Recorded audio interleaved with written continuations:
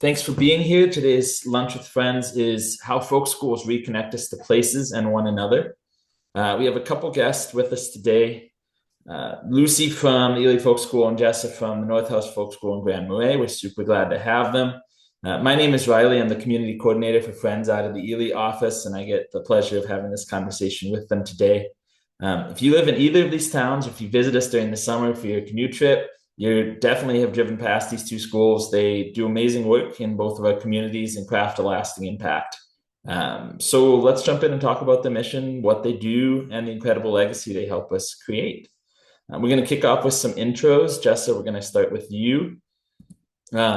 She is the program director at the North House Folk School in Grand Marais.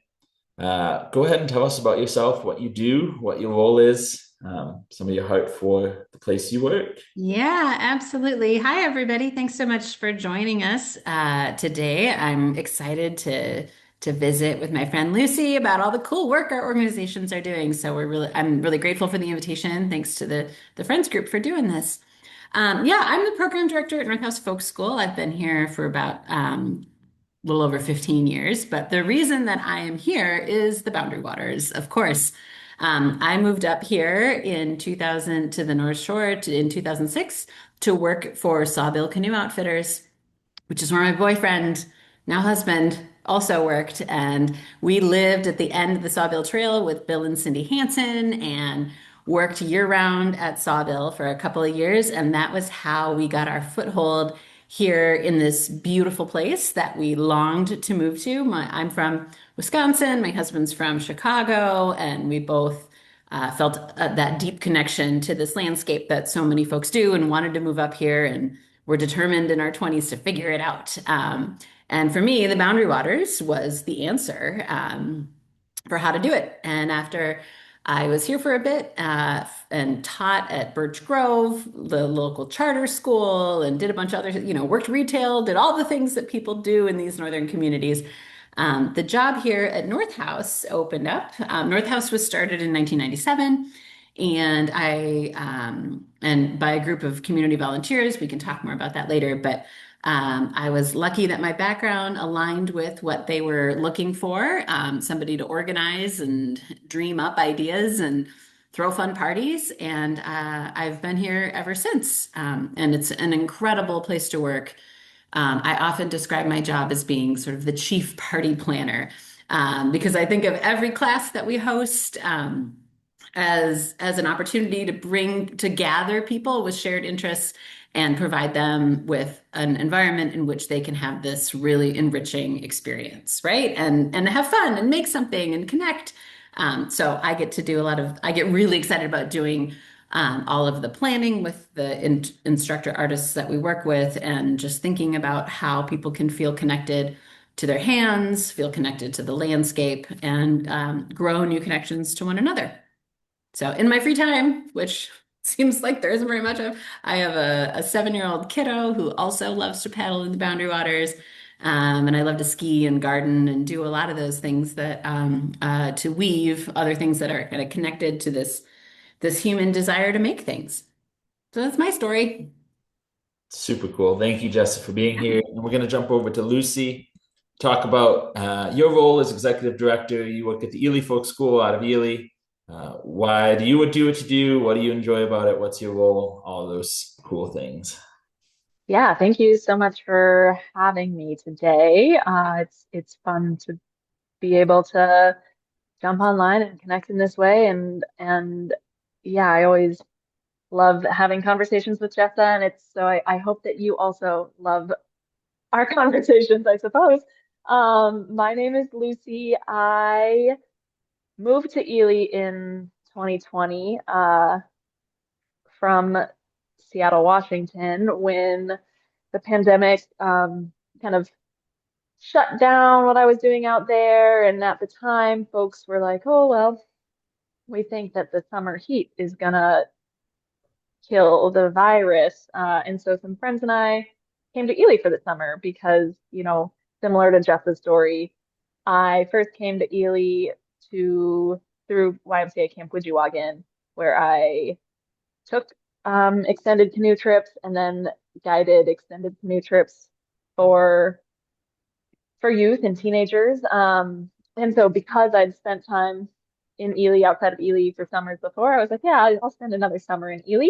Uh, I ended up staying and very quickly thought, okay, well, if I'm staying here in Ely, I want to feel like more connected. I want to find ways to meet people. It was still, you know, fall of 2020, wanted to be safe, wanted to be careful, wasn't sure exactly where to turn.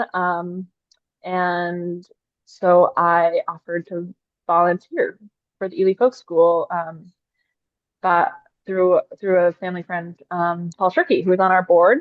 And since then, I volunteered for the folk school. I worked for a landscaping company. I worked for an outfitter. I did some retail as well. Um, and eventually a job opened up here and I was able to take that on. And so I think as we're talking about kind of these wilderness edge communities and why folk schools are important here, I think that it's worth acknowledging just the fact that the people who live in places like Ely and Grand Marais really want to live here, right? Both in both Jess and I's stories, we made it work until something really clicked.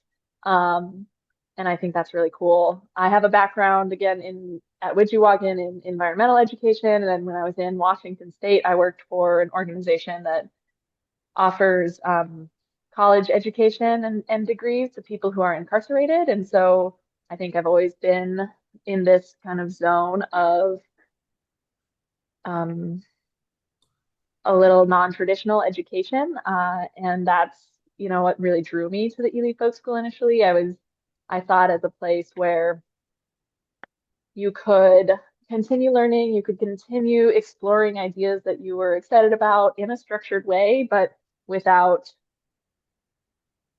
the bigger structures, and you could do it, on your weekend or after work, or you could take a week to do something fun. And so that's what kind of initially drew me to the folk school. And so I started as a program coordinator in July 2021 and have since been able to grow our programming and grow our staff so that I lead the charge here now and have a great team of 3 coworkers with me now as well. Awesome. Thank you, Lucy, for sharing that intro. I think you're right. It's cool to see how many of us that live in these northern communities have had to go through all these different jobs and ways to make it work. But it is that heart of these are really cool places. They aren't just places that people visit, though we will love that season too. But for those of us that call it home, it's often a choice in this process. And something like a folk school adds so much depth to the culture of living in these rural communities that are in some ways pretty isolated. So jumping into your specific folk schools, North House Folk Schools out of Grand Marais, of course. What are some, and the mission statement is here in the screen. And then Ely is out of Ely, of course, and their mission is here as well. We're going to dive into exactly what they do and some of that too a little bit further on, but I'd love to hear at a base level. Let's start with North House. What programming do you guys do? What is your mission in the community? What are some things that really drive your purpose at North House? Sure. Yeah. So there's our mission statement right there. I often, when we have new interns or new staff starting, I often ask them, do you know, so can you tell me what the mission of the school is? Because I think especially when you work for nonprofits, a lot of the reward of that is knowing that you are doing mission-driven, values-driven work. And so you got to know what it is you're trying to do in order to feel successful at it. And our mission has not changed since the school was started. And it is to enrich lives and build community. And that is the core of it. And there's so many ways that organizations do that, but ours, we try to do that work through teaching traditional, what we call traditional Northern crafts. And it goes on from there. And so we offer about 400 classes a year. The average length of a class is about 2.5 days. And they cover lots and lots and lots of different teaching themes and materials. Most of our students, about 90% of them, travel more than a couple hours to come and take a class here. So our folk school, the folks who are taking classes in generally, not exclusively, are coming to us from somewhere else, which is kind of a unique thing about North House. We also offer quite a bit of programming in the community that is attended by both visitors and local folks. So the core of our work is in these long multi-day courses in which people learn blacksmithing, or they learn to build a boat, or they weave a basket, or they learn to use the looms or the lathes, or you can go on and on and on. But we also do quite a bit of things of programming like after school club. We have an after school club just wrapping up that our kids come down from school and they do woodworking after school and they build all kinds of wild things. And we do the first Friday of every month, we do a big open community event, which starts with dinner on a stick, where people bring something to cook on a stick, and we have a big fire and sticks. And then we have a dance, or we have a speaker. So next week, first Friday in March, we have a guest speaker who has been one of the longtime teachers at the school, a guy by the name of John Beltman, who's going to talk about his lifetime of what he calls traditional work. And that's just free and open for people to come. And then we host a bunch of events as well, and demonstrations and mini bread baking classes. I could go on and on, but most of our programming, either people are signing up to take a class and traveling here and planning 6, 8 months in advance to make that happen, or they happen to be in town as a visitor, or they live here and then they drop in for some other shorter type of program. Very cool. Thank you for sharing that. And Lucy, I'm going to ask you more or less the same question. Over at Ely, what do you do? What's your mission, your purpose here in Ely, and then what it is that you do programmatically, connecting with, um, like she said, both the community here and people that come from a long ways to visit us. Absolutely. Yeah, our mission on the screen here is also to build community. I think we'll get into a little bit later the origins of folk schools, especially in North America, and kind of how we're connected, and maybe why our missions are somewhat similar. But again, to build community by offering learning experiences, we have classes across about 10 different program areas. So we do a lot of programming around, you know, creating functional art. So whether you're making a paddle for your next canoe trip, or we have a ceramic studio, you can see pictured. So maybe you're making a new flower pot, or tanning deer hides, baking heritage dishes in our kitchen. We also have fiber arts, folk arts, humanities, metalworking. I have a blacksmith forge, and then we do some music and writing classes, as well as our youth and family classes. And at the Ely Folk School, we have about 400 different programs a year as well. But our classes and programs tend to range somewhere between, 2 and 12 hours in length, making our opportunities. We focus on bringing people in for, accessible afternoons of exploration. What I like to say to people is that we believe that when you try something new, you take a chance on a new craft, you are opening up and rediscovering your own inner creativity, and as well as your like resilience. Sometimes it can be a little bit daunting, especially as adults, to try something new for the first time, and try something new with other people. But what we find is that when you do that and you're in a small classroom space and you are able to build trust with the people around you, you're a lot more likely to try it again and to be more confident in working with your hands and having that connection with the people around you. Um, we also do a lot of community events. So right now on every Thursday morning, we have Makers Morning where folks come in and bring their own projects, and we put on some coffee, and there's usually cookies of some sort. And it's a great space for people to see what other folks are working on. We've had a lot of collaboration occur, and it's really fun to see the relationships that grow.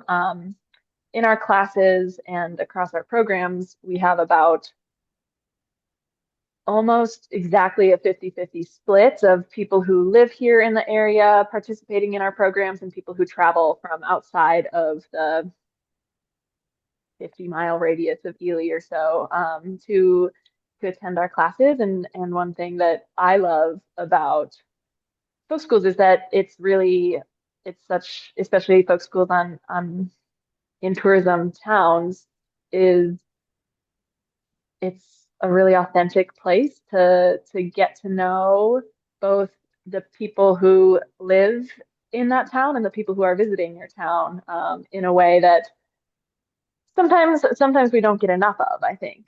Um, and then I guess one final thing that I was thinking about when Jessa was speaking, kids woodworking classes, we've done some of those as well. Over the summer, we had a build your own birdhouse for 4 to 6 year olds. And they were using that hammer, and we had stories of parents coming back 2 weeks later and saying, my son just wants to build all sorts of things now. He was like, used to be pretty shy, and even just in these 2 weeks, he's like, I can do this, and I want to hammer this, and all of that. And so it's a fun way to explore what you can do. That's awesome. And I want to touch back on something you said because it to me is one of the coolest parts about folk schools and what they do programmatically is it gives you a place to step out and try something you haven't tried before. Where as adults, at least, it's really easy for us to go to an art festival like Blueberry or Art Festival in Grand Marais or one of the galleries, or even just see a building in town and know that's a skill that I don't have. And it's scary as an adult, at the very least, to step out and say, this is something that's new to me and I might fail doing it, or I don't even know where to begin in learning these things. And something like the folk school makes it feel possible. And you do it in a sense of community that you try this new thing together, which is super cool and I think pretty empowering. And as we jump into what a folk school is, I think for communities that don't have one, it can be a foreign concept possibly to some people. For those of us that live in Ely or Grand Marais, it's a very present entity. We see it, we engage with it in lots of different ways. But maybe some folks don't have an idea what a folk school is, or they have a vague idea of, oh, this is a place I can go to learn woodworking. But it's often so much broader than that, and what you guys do at a community level is so much broader than that. And so we're going to jump into a bit of what a folk school is, how folk schools came to be what they are, and what you guys' work entails at a broader level beyond just let's do a craft together, but it's so much bigger than that and so much broader than that. And the community implications are really deep. So getting into some of that history, I'll pass it to Jessa momentarily for this. It's talking into what a folk school is. How did folk schools come to be what they are? Because there were times in human history where you were a blacksmith and blacksmithing is what you did. And you went to the blacksmith if you needed something, where you had a craft and this is what you did, but you maybe didn't have the time to go learn something else. So the way you learned was apprenticing somewhere. So talking into what a folk school is, where did they come from? How did we get to a place that amazing organizations like yours exist and do what you do? Yeah, this is one of my favorite subjects. So I will try not to go on for too long about it. But so folk schools are, I think, a much older idea than a lot of folks realize. They're certainly having a moment, but they come from Denmark. It's a Scandinavian tradition or idea. And the philosopher who's seen as kind of the person who came up with this concept is a guy by the name of Nikolai Frederick Severin Grundtvig. And he was writing in Denmark in the 1830s. And his writing was really about trying to speak to the richness of human life and the richness of what it is to be a human beyond simply, are you a farmer? Are you a fisherman? In 1830s Denmark, education looked really different than it does today. Public education was mostly done through the church, and it was done actually in Latin.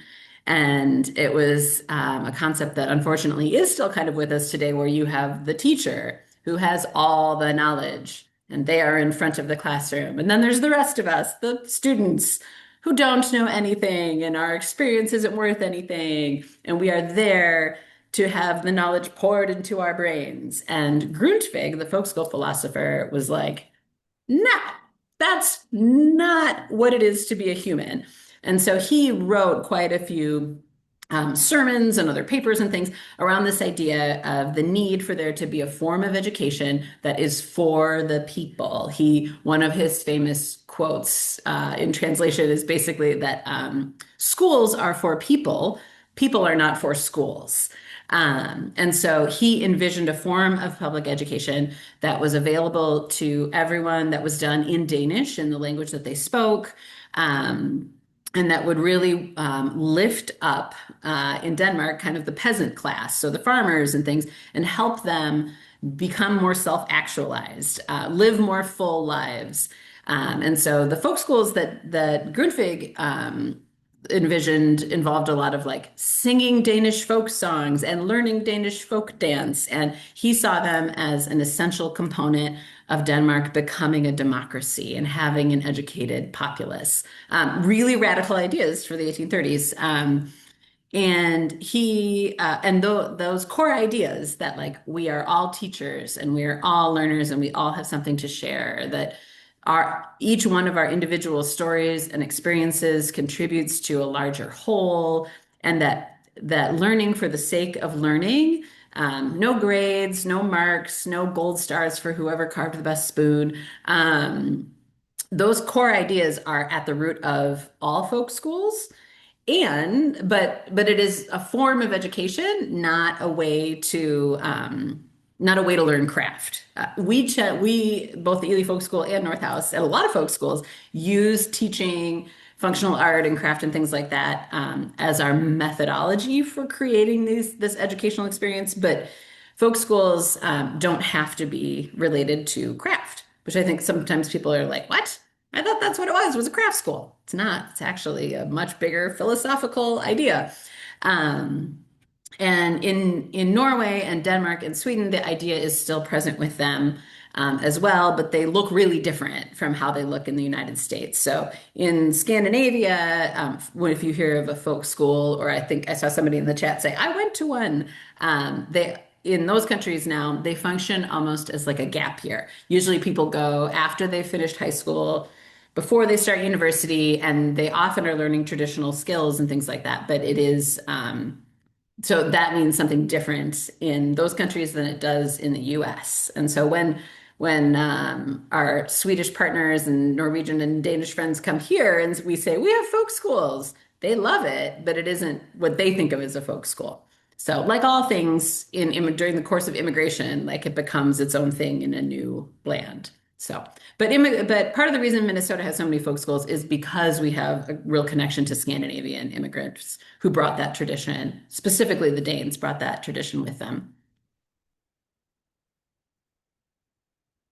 I'll stop because I could keep going, but I want to hear Lucy talk about. Thank you so much. Yeah. It gives perspective because when you do interact with the folk school or a specific folk school, there's a way that you might do it at North House that's a little different at times than Ely might do it, and it's tied directly into your community and what the community is hoping for from it. But to hear that history gives a level of depth to the how did we get here and what's the heart for it and what's the community behind it. Moving forward a little bit, and I will briefly address folks. I did see a comment come through there. As you have questions, feel free to shoot them over, but we will save a little bit of time at the end to do Q&A. So if you do have questions for either Folk School or about things we talk about today, please put them in the comments of the Q&A, and we'll try to save time at the end to address them. Moving forward in time a little bit from that origin of folk schools and how they started, the heart behind them originally, we move forward to kind of these modern folk schools and this current generation of folk schools and the programs that they offer. What is the new generation of folk schools, and what does this look like, Lucy? Yeah, thank you. Thanks, Jessa. At risk of keeping in history for a little bit too long, you can stop me if you want, Riley. But I think it's fun to think also about the first folk schools in North America. John C. Campbell Folk School started 100 years ago. And that was started by a couple from New York who were anthropologists and who were traveling through Appalachia, and really, fell in love with the region, fell in love with the people, and wanted to help lift them up and give them more of a platform. So similar to Grundtvig, they were thinking about, oh, how do we make sure that everyone here is recognized for the innate value that they have and all of the talent and stories and knowledge that they have to share.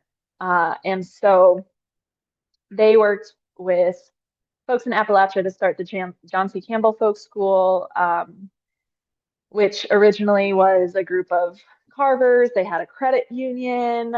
It was really, really based in helping this community become stronger and figure out how to share their skills and share their stories.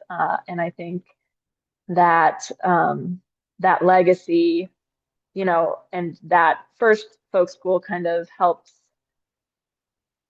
demonstrate the gap between what happened in Scandinavia and what's happening in North America and where are we today. Jessa said that North House started in 1997. Yeah, and the Highlander Folk School was, I think, the second folk school in North America. They started working really, really hard on desegregation and figuring out how we can, again, learn with and from each other, and how we can work together to create positive movement and change. I didn't get a chance to read that whole comment, but I think you mentioned, yeah, that's where Rosa Parks trained before her protest. And they're still around. They're now called the Highlander Movement School, and also, rooted in this legacy of wanting to empower and bring dignity to every person. But North House started in 1997. The folk school here in Ely, we started in 2015. We took a lot of inspiration from North House and from John C. Campbell. We had a really unique opportunity here. Actually, there was a few couples in town who knew about folk schools, who had one couple. It's still in Ely. They for every vacation that they took, their annual vacation, they would travel to a different folk school to take a class somewhere.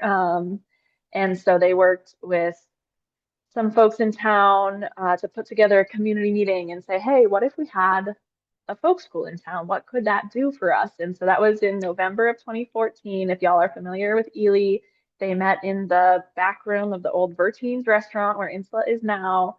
And there was a ton of interest and a ton of enthusiasm. And by June of 2015, we had a nonprofit, we had bylaws, we had a board, we had instructors, and we had a whole summer of classes scheduled.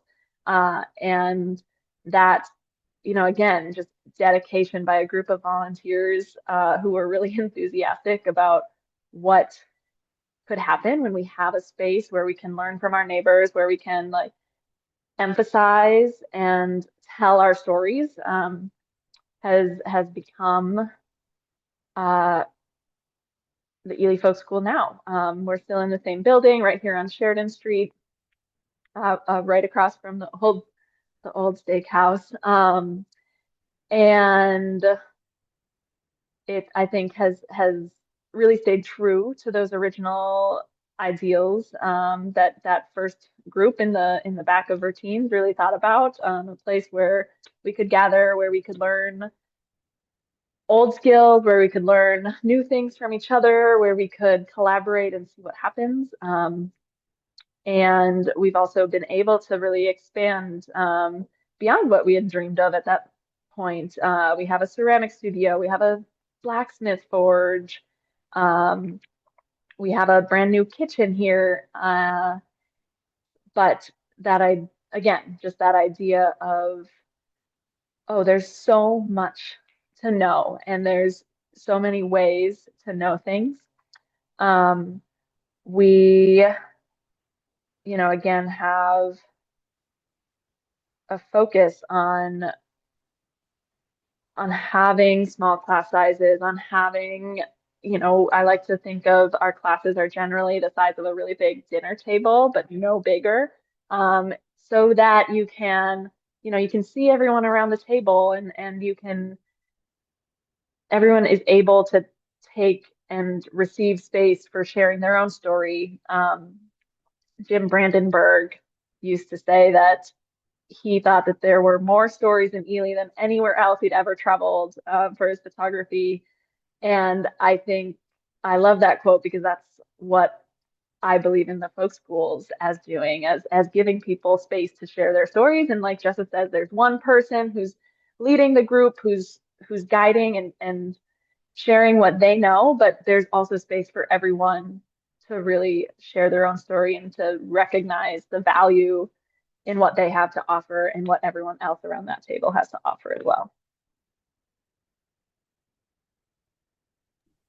I love that vision for it because what the time I'm most often at folk school is for Ely Writers Group, and you get all these people together that are love a specific activity, but they're in it with all these different perspectives and all these different backgrounds and stories, but they're connecting over this shared piece. And I think that's one of the really cool things of what folk schools do is they find this shared common ground between people and let them get excited about it in the same place. And as one of you mentioned earlier, they're both folk schools are missional focused organizations where they have this purpose they're going to.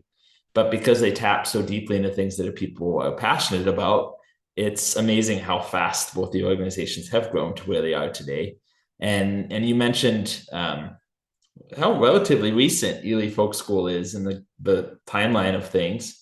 But with how big of a piece of the community it's become, it's neat to remember that it's not actually been that long, but tapping into that passion of people and the excitement for these things, it's really amazing what people are able to build together in not all that long of time. So thank you for sharing a little bit of Ely's story there. And I'll jump over to Jessa and let's hear a little bit about how did North House come to be the folk school it is today, and what are some of its story? Yeah. Um, Lucy, I love your description of having a really big dinner party in each class. That's a great, or a really big table. That is really connected to how North House started. It was an around the kitchen table idea. Our school founder, there's a couple folks who were really instrumental in the beginning. One of them was a guy by the name of Mark Hansen, who was a boat builder, among many, many other things, good friend of Paul Shirky's. And he was also a social worker in the community and saw the need for people to connect to their hands, knew firsthand for himself how it felt to go to school all day. And then that he always talks about how in his head he was always like building a boat or doing other things because that was where his intelligence and his passion was, and that the experience of going to like regular school was hard to reconcile those two things. And so Mark wanted to find a way to bring some of that um, that healing power of craft into the community, in addition to just make cool stuff. And so he started hosting some classes, and they were so well received. The very first class was an West Greenland skin-on frame kayak building class that happened over the course of a month. And it would happen in an old Coast Guard building, so right on Lake Superior. And he had students from lots of different walks of life in that class. And he just really saw what we see every day, that being in community, using your hands, using real materials, making something you can use is deeply powerful and deeply connected to what it is to be human. And he just said, we got to get more of this. And so, with other folks like Tom Healy, Craig and Diane Peterson, Joe Wood, other people who were in the North Shore community, were in Grand Marais, who had skills, Mark had a way of inviting them to say, hey, you guys know how to make sausage. Wouldn't you come teach a class on making sausage? You should teach a class on making sausage. And then the next thing they know, they are hosting a class on making sausage. I think that's one of the great things about folk schools is it doesn't, there's no teaching certificate for teaching at a folk school. There's no licensure. There is just somebody who is potentially an expert, but also, no matter where they are in their journey, is somebody who's like, I'm still learning, who wants to share. And so that was what Mark brought together. At the time in Grand Marais, the Forest Service was doing a land swap. And so if you've ever picked up your permit at the Grand Marais Ranger Station coming into town, that was new in 1996, and they exchanged some land with the city right down here on the harbor. And the city was looking for proposals of what to do with this new property. It had two Forest Service buildings on it, warehouses that were built in the 1930s by the CCC, that had like dirt floors, and it's where they changed the oil on the trucks and all that kind of stuff. And Mark and the folks getting North House started came to the city and said, hey, we want to have a folk school. And I think the city was like, a what? But they agreed, and Mark and Tom and others worked really hard to make, much like the Ely story, just make it happen, get going. That first summer, they offered 23 classes. In fact, when they published their very first catalog, they didn't know where those classes were going to happen. The locations all said TBD. But they figured there's a lot of garages, we can make this work. And then the location came into being. And since then, for the first 3 years or so, the folk school rented this property from the city 6 months at a time. Eventually, we signed a much longer lease that we are still in. And so we knew that we had a home on the harbor. And then we've been able to purchase some of the adjacent property. And we now have 8 classrooms, a really large school store space that highlights craft artisan work. We have a big commons where we have a huge solstice puppet show every year. But all of it is connected to the lake and located right here in Grand Marais. So we have housing for our instructors. We run a 10-month internship program. So we have housing for our interns here. We have a 2-year artist residency program. So we have a little bit of housing and studio space for those people. North House, like Ely, has grown kind of on rocket fuel. But I think that right now, folk schools there are so many of them being started. I think it's like there's well over, Lucy, correct me if I'm wrong, but there's well over 100 of them in the United States for sure. Most of them have been started in the last 10 years. And they are finding their way because humans are hungry for this. I would say in general, our need to feel more connected to people in our community, our need to feel connected to the land, our need to use our hands and develop our real human intelligence. Those things are not diminishing. And in fact, I think those needs are becoming more and more central. It isn't just a hobby, it's like a wellness, mental well-being thing that people are looking for in their lives.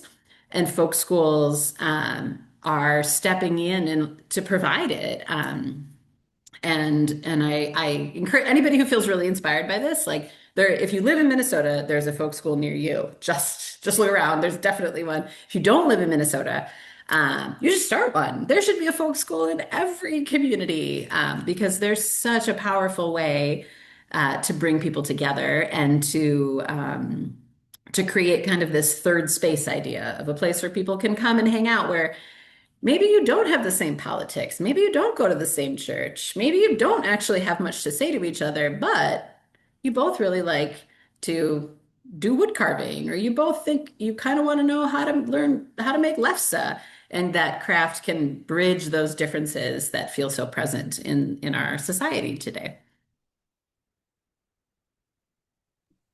Thanks for sharing that, Jessa. That's a super inspiring way to look at it, right? Because people will think of a folk school and they might just see the class and what is this skill that I'm learning, but there's such a deeper purpose to gathering around with other people that are passionate about trying something.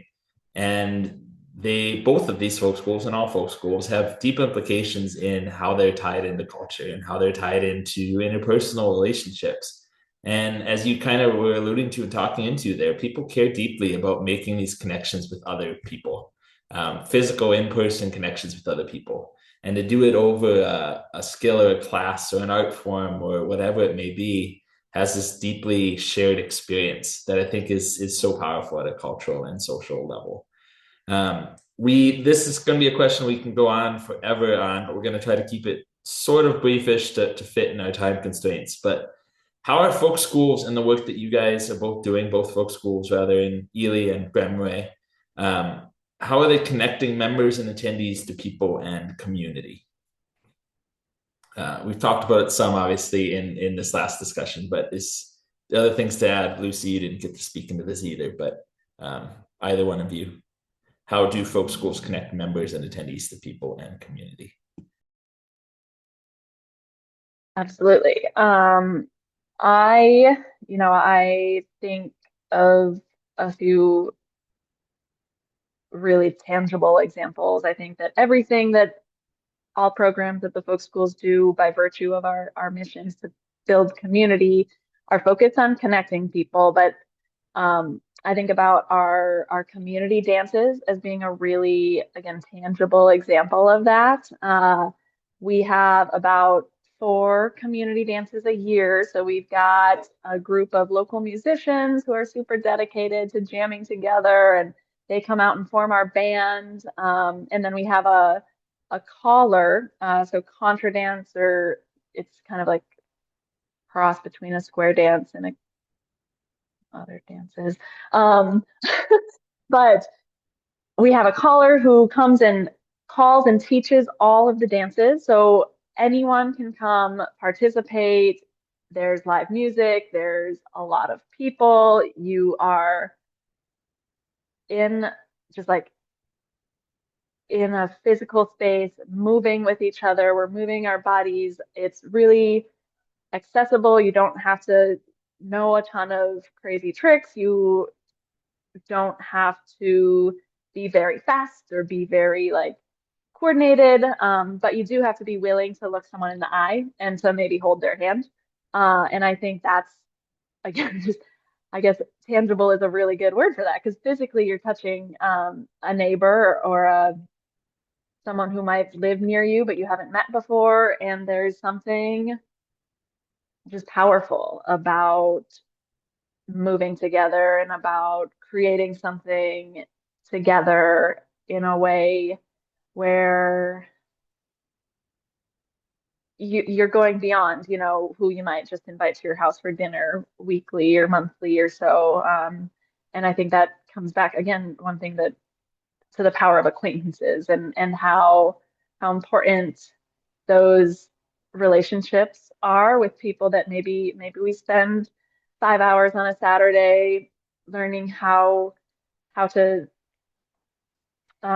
wood burn, but then maybe we see them in the grocery store. Or the next time they come to town next summer, you run into them at the park, and there's that, oh, hey, how are you? Like, have you continued to wood burn? Oh, what's your journey now? And those types of connections are really shown to be quite important for our mental health and for our well-being and for the health of our entire communities.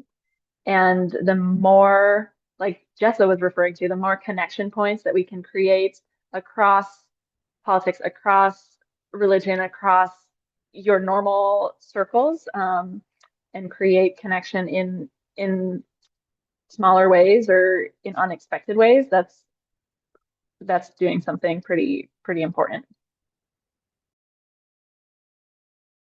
Yeah, so important. And that's creating real relationship, right? And beyond that, real community that um it's easy as people to focus on the things that divide us, but the folk schools are places that do such a great job of bringing people together for something that is that shared experience and creates a relationship that maybe is hard to do for a lot of us in just life, whatever that may be.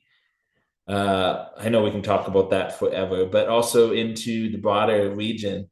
Though our communities feel rural and isolated, people come from all over the country and world at times to visit us. And a lot of that is ties back to the natural landscape, whether that's the beauty of Lake Superior and people love the shore, or the Boundary Waters in a broader sense of people coming to Ely or up the Gunflint for their one trip a year, or for their the one time they visit. How are folk schools and the work that you guys do, you folks do, connecting members and attendees to the natural landscapes of northern Minnesota that people are so deeply passionate and connected to? Yeah, there's lots of different ways that places answer that. At North House, the materials that we use in our coursework, we place a real emphasis on, whenever possible, those materials having a connection to the landscape. So the types of baskets that we make tend to use things like birch bark and black ash, willow that can be harvested here. And I wish that every class could go out into the field and harvest their materials and have the full cycle of the experience, but then they would all be really long and very seasonal.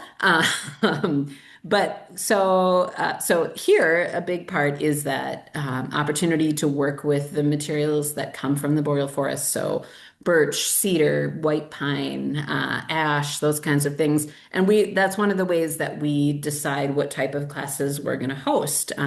We don't have classes that use exotic woods. We don't teach classes in reed basketry or bamboo basketry. Those things are awesome and people should learn them.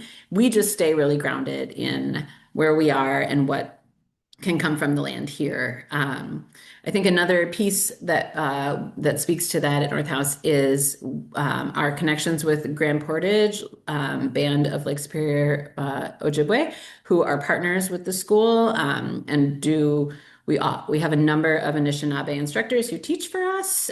They teach skills and things that and culture that can be shared widely in a mixed setting. So the classes are for non-Indigenous and Indigenous students together. And so that can be a really interesting way to learn about the landscape, because Anishinaabe culture and language is so deeply tied to the landscape. Those classes are often really connected in a whole profoundly different way to this land that the Anishinaabe have lived on for thousands of years, and are some of my favorite ways that piece gets played out. We also have a whole a whole set of Northern ecology coursework. So these are more field-based classes where people go out and go birding or learn the geology. Or this year there's a really fun one in early June on seasonal ponds, on vernal ponds in the forest, and then amphibians and invertebrates who live in them. There's a new class that just opened for registration yesterday called about galls, like the goofy things on plants with yeah, I clearly need to take the class, but like, where else we have a whole class on identifying lichens. I love when you see that class, they go out to Artist Point and everybody is laying on their stomach with a loop, looking really closely at lichens. So I think, people that being connected in nature and then not just appreciating it, but learning about it is a really, is woven into all of our courses, but especially into some of those strains that I've mentioned, and is something that you can really only experience here.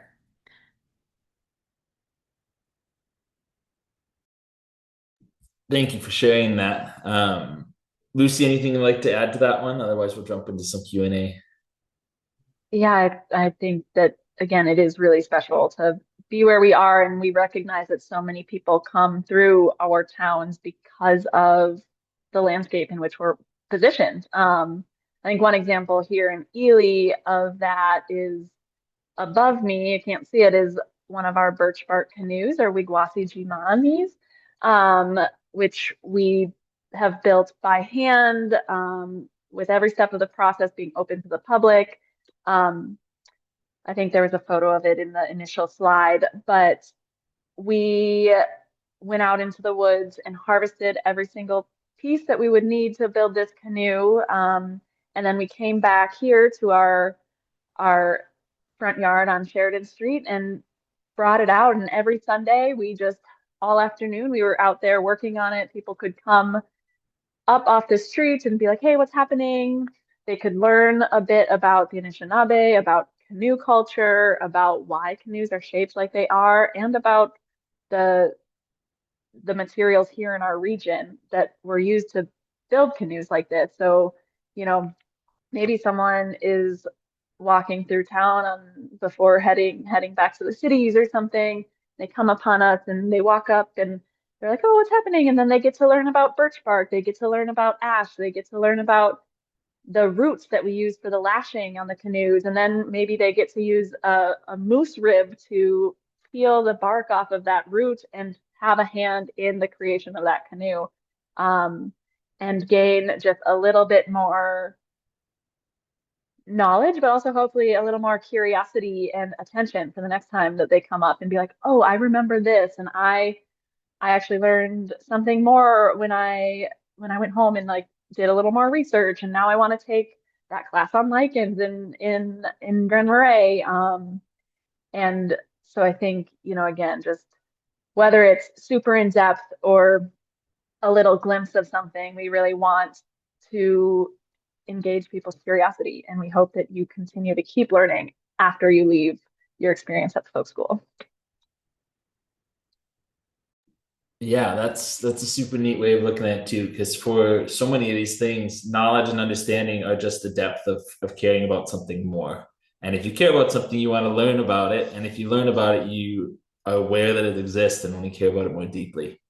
And for so many of these things, people might not care about something simply because they aren't aware it exists or understand it at that level. And I think folk schools do such an incredible job of stewarding that for people, because it's the depth of understanding that leads to a deeper connection and a deeper care for things. I'll jump into some of these Q&As because there's been a few that have popped up and some good ones. And from the chat, someone asked during the Jennifer asked during the earlier history piece that she attended a folk school in Norway during college and has a deep appreciation for folk schools. So thank you. She's curious how you work with one another. Do you ever work together to bring artist teachers to both your folk schools to help lower the cost of bringing someone unique to the US, for example? North House does often bring international artists. It's something that's been part of the school for a while, and it is wildly expensive to do it legally with a visa. And we have a partner organization in the Twin Cities, the American Swedish Institute, that we often work with. One of the challenges of these things is that it takes a lot of time, and so for them to teach enough coursework to make it all happen. And so oftentimes, unfortunately, they can only do one or two classes, and so we don't get to share them as widely as we would like to. In the event that the U.S. visa process kind of self-corrects, it's a little bit these type of cultural travel visas are. It's a long, very boring story, but eventually, hopefully, things will smooth out, and then at that point, you can bring people for.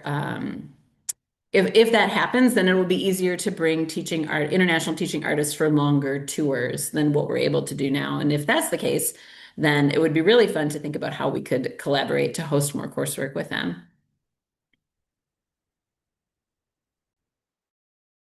Yeah, and I think regionally we've worked with, there's a folk school in War Road, there's a folk school in Duluth, there's a folk school in Viroqua, Wisconsin, Marine Mills on St. Croix, are all kind of a similar 8 to 12 year old institution, and there's been instructors who like to teach across many of those, especially when it can be something like this is a 1 day class, and then I can stay at Ely, and then the next day I can drive up to War Road, or something like that.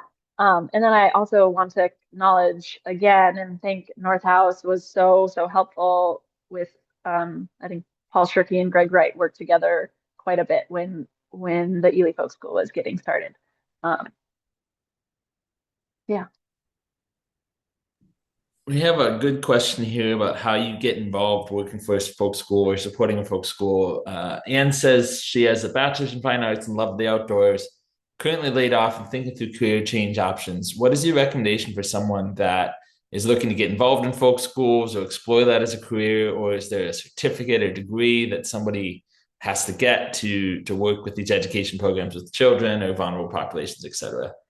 She said, I believe I heard Lucy reference that in her background. Thank you. Very educational. I didn't know what folk schools were or how many existed in Minnesota.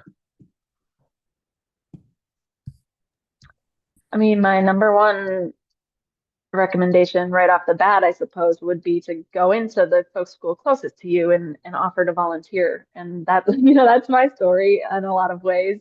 Um, I I think that, offering to volunteer, I think thinking about, do you want to be a teacher or do you want to support in some other way? And just start making relationships and building those connections, is a really good place to start. Visit Ely anytime. Yeah, volunteering is a great way to get started. We have a program called Work Study where students it's open for applications right now. Anybody can apply and you come and live in Grand Marais for 2 weeks. And during that time, you get to take a class and you help out around campus. You empty the garbage and make a lot of coffee and move tables. But you get to become part of the folk school community and get a taste for what it's like. And so people come from all over the US to do those 2 week work studies. John C. Campbell has like 6 week work study programs. Those can be a great way to get a taste for what it's like. Yeah, North House also has I think I mentioned a 10-month craft internship and a 2 year artisan development program that can be really good ways to to really propel someone forward as a teacher, or as somebody who's thinking about becoming a craft entrepreneur, educator, as their passion in life. But that's just one pathway towards being involved at a folk school. The last questions I have here, I'm going to combine a couple of them. There's some fun questions or some like financial questions. Somebody asked, how do you fund a folk school? And then another asked, how do you price your classes to make them accessible while still being able to pay staff and keep facilities open and all those wonderful things?